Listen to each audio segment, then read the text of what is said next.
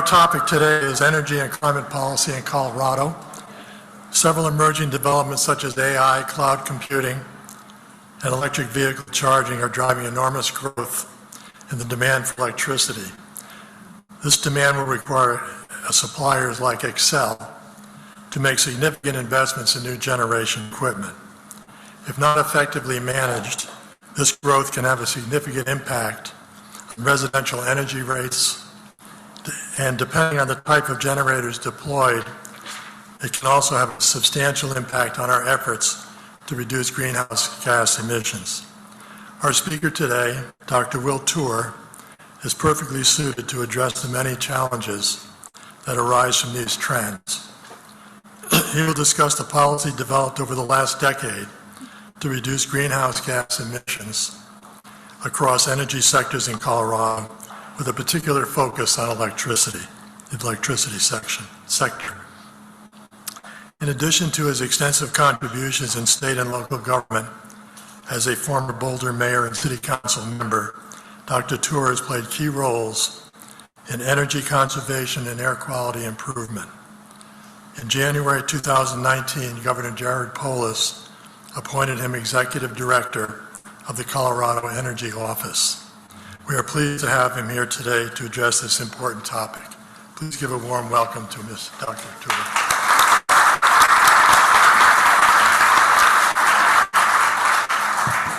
Well, thank you, and it's great to be here today. It's always great when I get to give a talk in my own hometown instead of somewhere else in the state. So I'm going to start with sort of a slightly general sort of overview of the state approach to clean energy and climate policy, and then hone down into the electricity sector. So, over the last 7 years, I think there's been kind of remarkable developments in the state of Colorado in terms of leadership on a pathway to dramatically reducing the pollution that we put into the atmosphere, not only from electricity, but across the economy. So back in 2019, the legislature, for the first time, adopted climate pollution targets for the state to reduce greenhouse gas pollution economy-wide in half by 2030 from a 2005 baseline, and the target is now net zero by 2050. The governor charged the Energy Office with answering the question of, okay, we have these goals now, what the heck are we going to do to actually achieve these goals?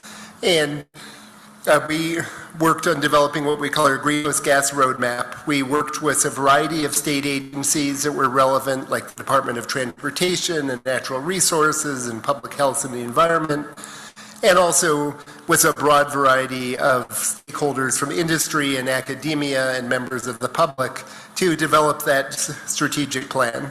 And the plan ended up really focusing in on sort of the 5 of the 6 major sources of greenhouse gas pollution in the state: electricity generation, transportation, emissions from industry and manufacturing, methane emissions from oil and gas extraction, and emissions from basically burning fuels to heat buildings. The 6th major sector is agriculture, but for a variety of reasons, it's really hard to tackle emissions from agriculture, including political reasons. Anybody who watched the farmers' tractors protests in Europe a couple of years ago, but also just technical reasons. It turns out it's really hard, for instance, to quantify the impact of different approaches to agriculture on long-term carbon sequestration in the soils. Sometimes it's not even obvious whether things will have a net positive or a net negative impact at a global scale. So while there are a few programs targeting ag, we've primarily focused on those 5 other areas. And what we've seen is some truly remarkable progress. On the electricity side, we are on a trajectory right now to achieve about an 80% reduction in greenhouse gas pollution by the end of the decade. And we're doing that while, despite all of the energy affordability challenges, that Colorado has the third lowest household energy bills in the nation. So what I think we are showing is that you can move in a really big way on clean energy while maintaining relatively affordable energy rates. There's a lot of things that we'll talk about later that are affecting electricity prices right now. When it comes to oil and gas, really sort of interesting developments there where the big impact in the state of Colorado from oil and gas development in terms of greenhouse gas emissions is the methane that gets leaked out during the process of drilling and transporting natural gas. And it's a pretty significant set of emissions. It's about a fifth of all of the greenhouse gas pollution in the state. But it turns out it's also a sector where there are a lot of really pretty easy things you can do to reduce those emissions. And it's just nobody had ever required the industry to do that, so they generally didn't do it because why are you going to spend money on something you don't have to do? And starting actually under Governor Hickenlooper back in 2014, state of Colorado adopted the first methane rules for the oil and gas industry in the nation. And since then, we have had sort of a continual set of improvements to those original rules, where there's now a requirement for the industry to reduce emissions by 60% by the end of the decade. The Environmental Defense Fund recently did some analysis using a combination of ground-based, air-based, and satellite remote sensing of the actual emissions and found that they'd gone down by 70%. And yeah, that's worth a clap. And during a time period in which oil and gas production in the state actually increased. So this wasn't that we were just forcing the production into some other state that didn't have regulations. This was really showing that through technical improvements, you could dramatically reduce those emissions. In the industrial sector, while the state of Colorado may not be Pittsburgh, where I grew up, we still have quite a bit of manufacturing here and a pretty diverse set of manufacturers ranging from oil refineries to steel mills to one of the largest mozzarella cheese factory in the country. And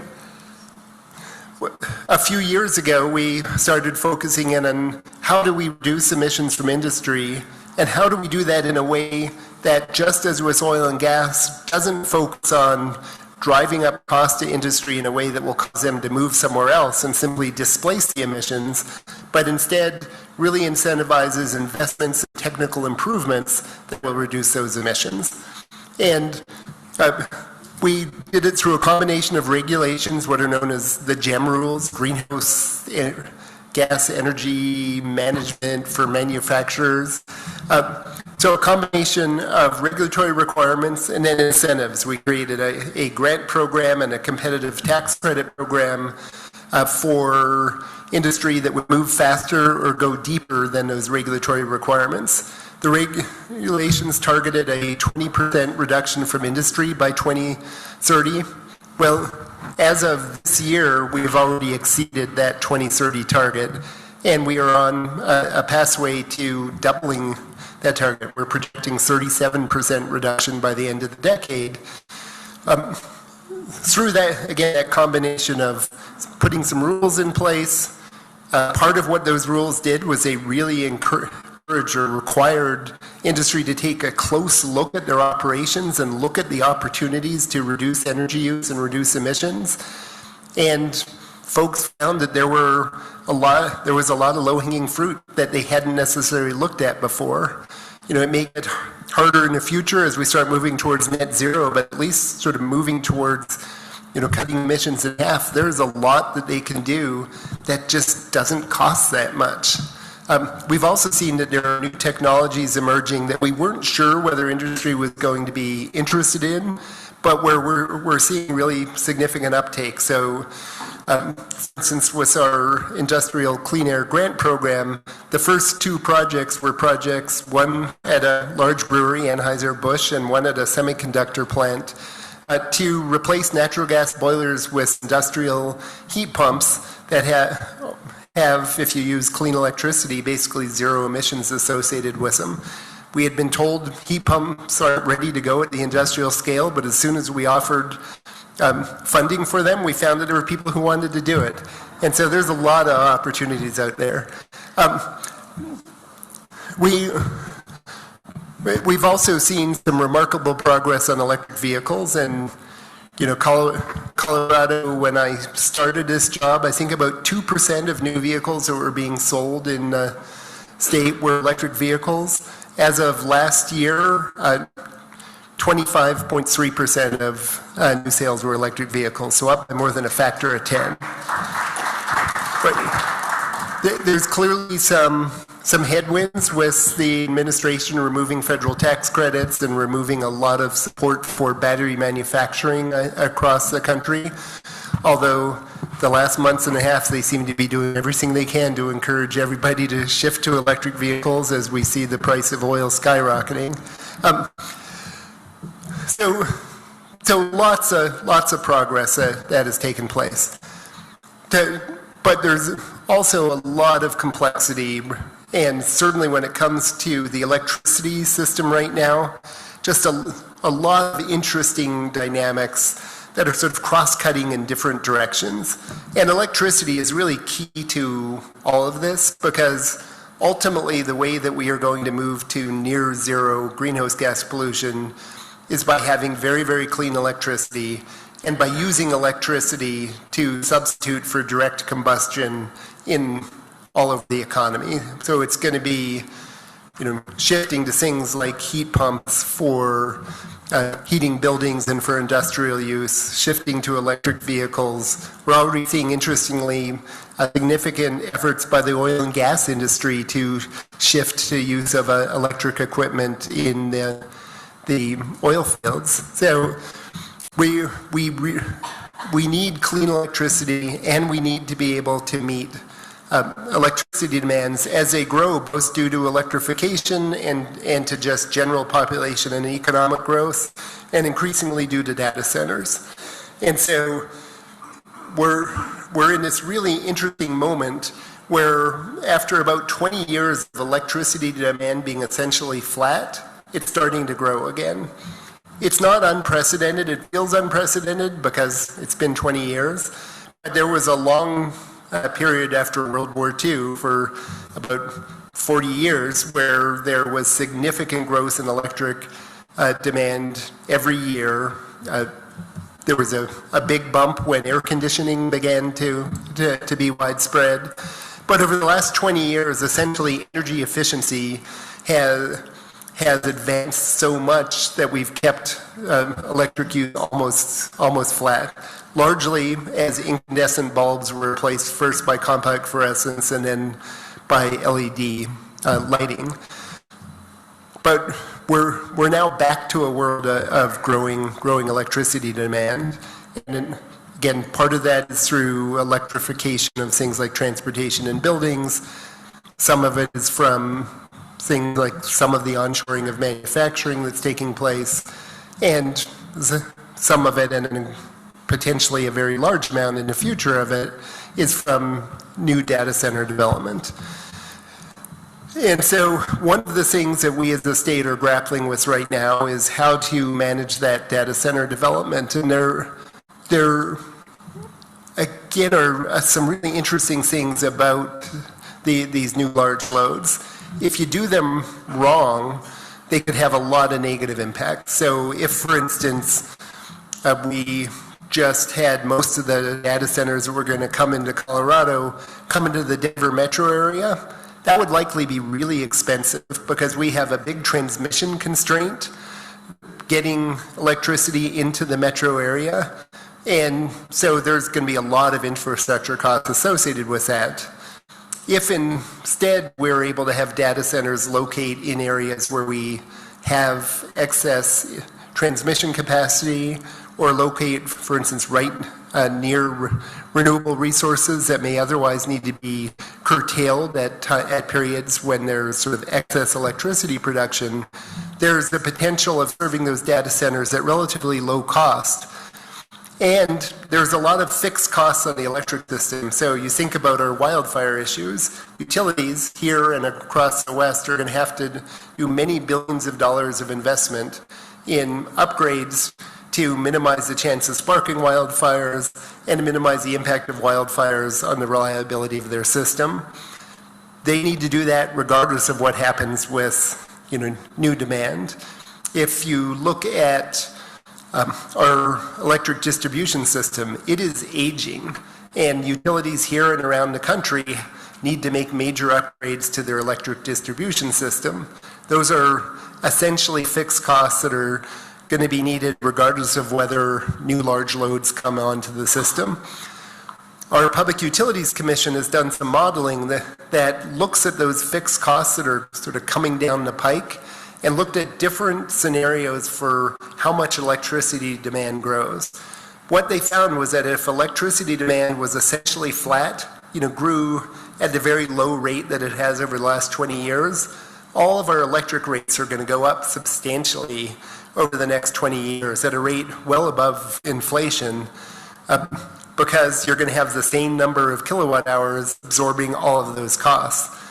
If, on the other hand, we are able to grow electric demand in a way that is strategic, where the new demand is paying the costs of the infrastructure, the incremental infrastructure needs, but is also spreading those fixed costs out over that greater volume of electricity sales, there is a scenario where we can keep the cost of electricity essentially flat in fixed dollars, so rising no faster than the rate of inflation. And so, given that context, we are not anti-data center or anti-large load, rather we want to get it right. And there was a pretty significant step, I think, towards getting it right. Our Public Utilities Commission required our largest utility, Xcel Energy, to file a new large load tariff that they filed yesterday. Devil's in the details. There's a lot of work still to do, but the basic structure that they are proposing, I think, is a really good one, which requires new large loads to essentially cover all of the incremental costs of the infrastructure that's needed, and creates a mechanism and incentive for those large loads to co-invest in new emerging clean energy resources.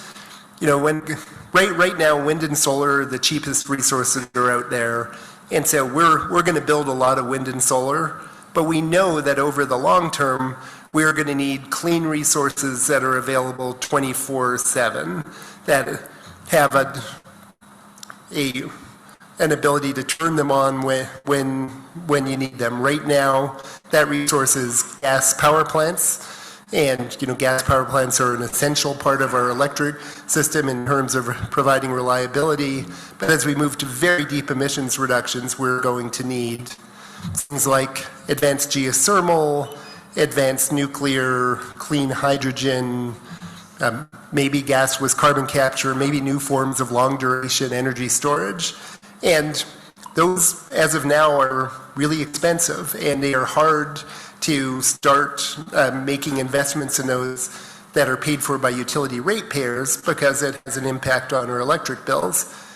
But the people who have very deep pockets and have a very strong incentive to get regulatory approvals to hook up to the power system are data center developers. And so we have seen a number of data center developers, particularly Google in other states, doing really significant investment in new clean resources.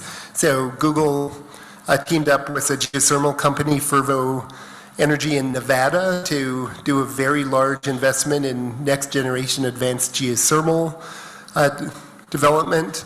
In Minnesota, Xcel, who are also active in Minnesota, have teamed up with Google and a company called Form Energy to do the largest investment in long-duration energy storage I think in the world, certainly in this country, to bring what are known as iron air batteries, which are very cool. It's basically you're rusting and then you're running rusting in reverse to store energy that allows much longer energy storage than lithium batteries. And so they were setting up a structure as large load tariff to encourage that type of investment in Colorado. And so I'm very excited about the potential there. Other things going on the electricity side. On the not so fun side, we are locked in a rather, I would describe it as insane conflict with the Trump administration right now, where over the future of some of the coal plants in the state. So we're in a trajectory right now away from coal in the state of Colorado. If you went back 20 years, about 70% of our electricity came from coal. It's now about 33%, with a little over 40% coming from renewables and a little over 30% coming from gas. And the coal plants are by and large old and expensive. We have one relatively new one that is new and expensive and unreliable, that the Comanche 3 power plant in Pueblo, which suffered its most recent outage last August, was a catastrophic turbine failure and won't be repaired until sometime this next summer. But so your utilities have been moving away from coal, partially because of our clean air goals, but largely because they're a really expensive way to provide electricity. And so all of our utilities have approved plans to retire their coal plants by the end of the decade. The utility that's maybe most excited about this is our big rural utility, Tri-State Generation and Transmission, who provide power to most of the rural electric co-ops in the state, which also tend to be some of the poorer areas in the state that really don't want to have to pay extra for electricity. When Tri-State a few years ago made the plan to retire their coal plants, they realized that doing that, adding significant amounts of renewables and some gas, would allow them to actually reduce the wholesale electric rate. So they reduced the rate they charge their member co-ops by 8% due to what their CEO calls the green dividend from retiring the coal plants. Well, the Trump administration really hates coal plants being retired. And so they are misusing an authority under the Federal Power Act. There's an emergency authority that the DOE has to order utilities to keep plants operating that is designed for something like there's a storm happening, like there's a winter storm and a utility that was planning to have a plant offline or that is exceeding some limits under an air permit would go to the DOE and say, we need an order so that we can ignore that air permit for a week so we can provide power during this storm. That's what it's always been used for. Well, the Trump administration declared a nationwide energy emergency for no particular reason. There was not based upon any real analysis. The analysis that they did would, in addition to being very flawed, didn't actually find any issues essentially prior to 2035. These orders can only be done for 90 days at a time to address short-term emergencies. Nonetheless, they are systematically going around as plants retire, and the day before they retire, they issue one of these orders. So I like to say I'm glad they waited till 4 days after Christmas or 5 days after Christmas, because I didn't actually get a lump of coal in my for Christmas this year, but we did for New Year's. On January 1st was the date that the plant was supposed to be retired, or December 31st, and on December 30th at 7 p.m., Tri-State got an order ordering them to keep this plant open. We are now in litigation over this. Tri-State has also done an administrative appeal. It's particularly crazy because of the nature of this plant. Not only does Tri-State have one of the largest excess generation reserves of any utility in the country, so they really don't need the power. They say they don't want to keep this plant open, but it's also what's known as a mine-mouth coal plant. So unlike a lot of coal plants that have big rail cars, the ones we see trundling through town down to Pueblo, big rail cars of coal coming to power the plant, they dig the coal right there. They're not set up for those rail deliveries. And the coal mine, one of the two coal mines has shut down. The other one is very near the end of its life. There's just enough coal left in it to operate their other two units. They have two other units, Craig 2 and Craig 3. They plan on operating through 2028 and 2029. So there's no excess coal. So if you keep this plant open, you're not actually producing any more electricity. You are spreading that same coal across 3 plants at costs that could be up to $80 million a year. There's some uncertainty about the cost, but certainly in the tens of millions. And the poorest ratepayers in the state are going to be paying for that for power that they don't need and don't want. So that's been keeping me up at night a little bit for the last few months, and is a not exactly a productive approach to planning going forward.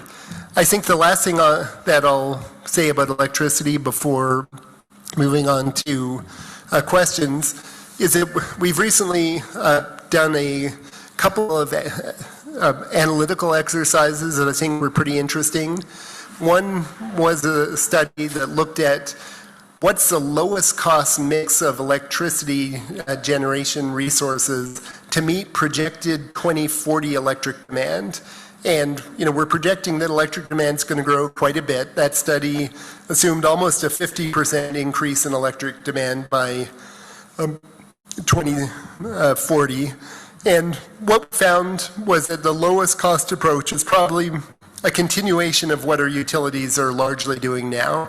So adding significant amounts of wind, solar, and existing lithium-ion batteries to their systems, and maintaining their existing fleet of natural gas generation and some modest increases to natural gas generation, where almost all of the energy ends up coming from the wind and solar, because once you've built them, they're free to operate. You only operate the gas plants when you need to.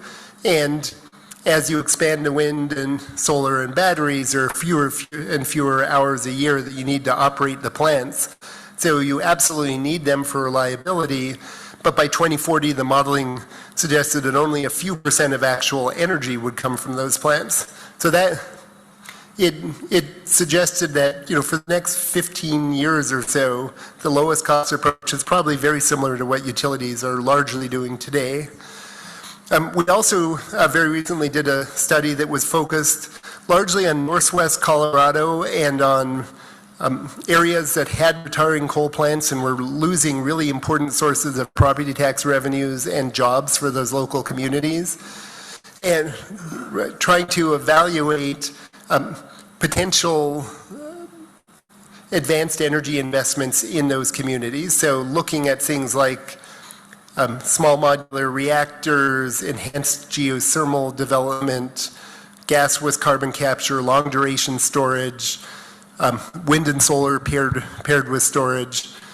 And what we found was a really sort of interesting picture of complicated trade-offs for communities and utilities to make as they think about those future investments, where by and large what we found were that many of the investments that had the greatest value to the local communities in terms of property taxes and jobs were also the ones that tended to be somewhat more expensive for electricity ratepayers.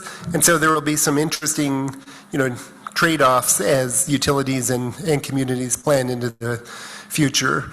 And I think finally I will leave you with a note specifically on nuclear power, since I know I've received a number of questions related to that. Last year our legislature designated nuclear generation as a clean energy resource that can be used to meet our electricity targets. It actually already was. This was more symbolic than substantive, because we had a very broad definition of clean energy resources, but it was a symbolic statement that the state is open to considering nuclear. And the state, as of April Fool's Day, but it wasn't an April Fool's joke, did respond to a federal request for information on nuclear, sort of expressing the openness of the state to investment in advanced generation if the cost can come down to a point where it's competitive with other sources of generation. And with that, I will throw it open for questions.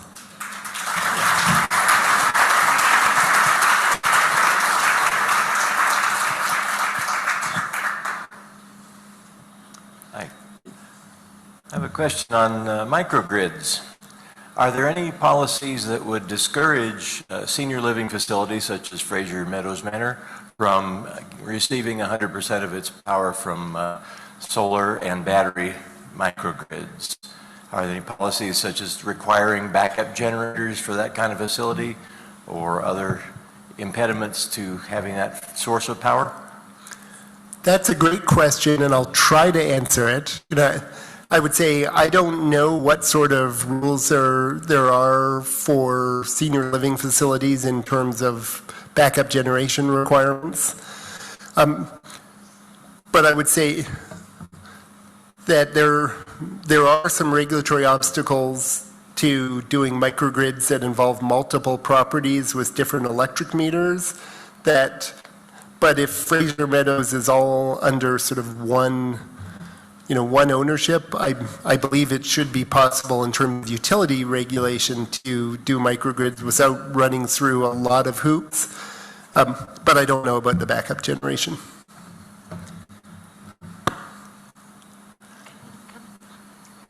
And Tracy Burnett, who's sitting over there, is an expert on microgrids, and she might be able to answer your question better. There's more work in this. Thank you, Will. I was wondering, with the rise in residential solar and backup batteries and EVs, can you talk about the challenges and opportunities with distributed energy resources / virtual power plants?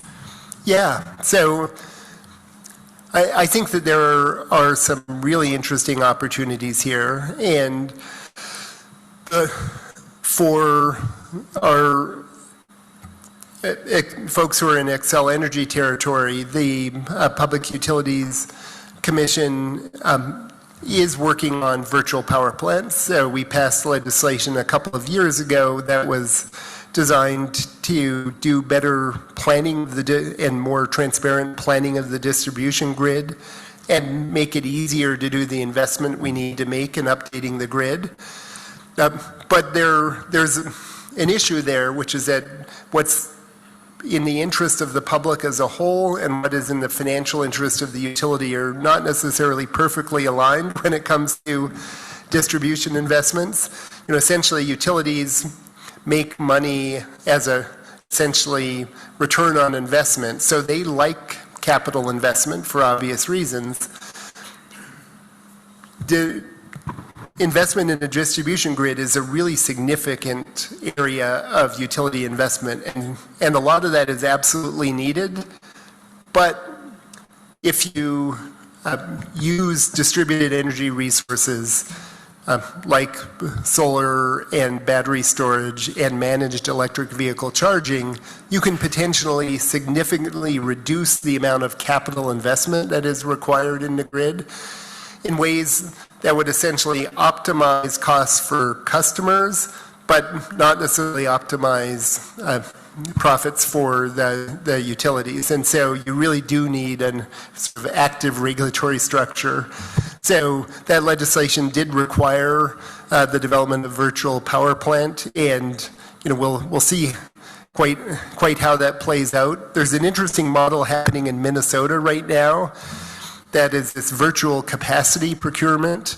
That is essentially a virtual power plant in which the utility actually owns a lot of the infrastructure rather than sort of individual homes and businesses,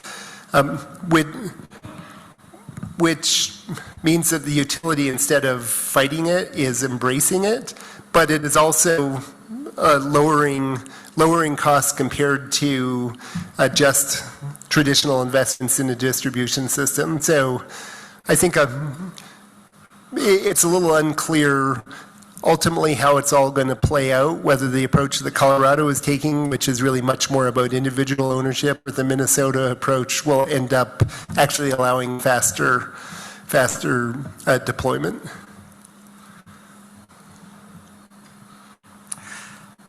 Thank you. Will, you said you were not anti data center. I am. And I read in the paper the other day that many communities were now going to their governments and local governments and withdrawing permits for these places that normally end up in poorer communities. So my question is this. It seems to be in all of the scenarios, it is a given that Google and Amazon get as much data center, as many data centers as they like. Is there any scenario about the future in which one is talking about limiting the number of data centers? So great question. And I would say in Colorado right now, there are two competing pieces of data center legislation. There is one that is focused on incentivizing data centers through sales tax exemptions for their computer equipment. There is another one that is focused on sort of creating a set of standards for data centers that is somewhat aligned with what I described in the Excel filing, essentially requiring that data centers across the state, not just in Excel territory, pay the full costs of their infrastructure and don't pass on costs to other customers, and requiring them, even if they were to develop like off the meter their own, or behind the meter their own power systems, requiring them to meet the same clean energy requirements as the utilities in the state. So though there's negotiations going on, and I'm not sure where things are going to go with those bills, but those are the legislative proposals that are before us right now. I'm a little skeptical of the idea of trying to, certainly any single state, trying to limit data center development, because I think it'll just move to neighboring states.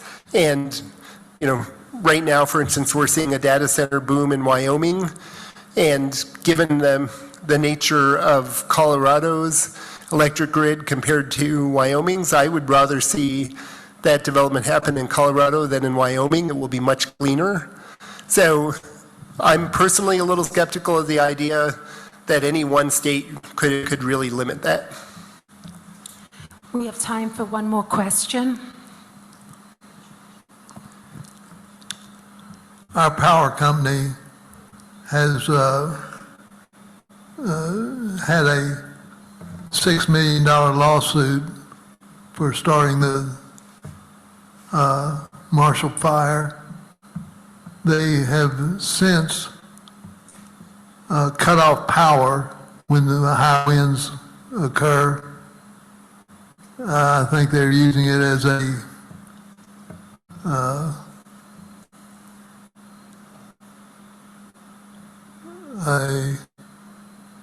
penalty to patrons who get their power cut off for high winds.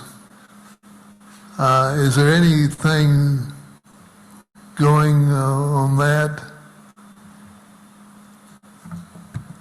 Yeah, so certainly anybody who lives in Boulder County, I think, has become very familiar with public safety power shutoffs. And I wouldn't describe it as a penalty so much as the utility looking at the Marshall Fire, but also what's happened across the West, whether the fires in Texas and California and Oregon that were sparked by utility power lines, and the billions and billions of dollars of damage and the loss of lives associated with that. Given the state of our grid today, I think you probably have to do public safety power shutoffs. And I was without power for several days in December after a public safety power shutoff, but followed by a whole bunch of trees falling on the power lines, and it took days to actually restore the power because of the actual damage. But, if you look, for instance, at the weather service warning in that December event, it was only the second time in history that they have done that level of elevated wildfire danger warning, and the other time was during the day that the LA fires sparked. So I think it was the right decision to make. They need to do a much better job of communication with customers, but I think that was the right decision for them to make. The only way that we're going to get away from that is going to be by a bunch of investment in upgrading the grid. And some of that is happening. So Public Utilities Commission approved, I think, a $2.7 billion investment in wildfire upgrades, and so some of those are going to be made. But there's no cheap, easy, or fast fix to that. It's going to be a while. Well, thank you, Will. As you probably know, in Rotary, we get the last word. And I want to thank you for your wonderful talk, and I especially appreciate at this time in our country when alt facts are taking on science as an alternative to science, we have a scientist in the governor's office dealing with the issue of climate change. And not only climate change, but resiliency in the face of wildfires, droughts, and floods that we're going to be encountering more and more in our state. So in your honor, the Boulder Rotary Club is pleased to contribute 100 doses of vaccine to the Polio Plus Fund. We might finally eradicate this scourge worldwide. Thank you.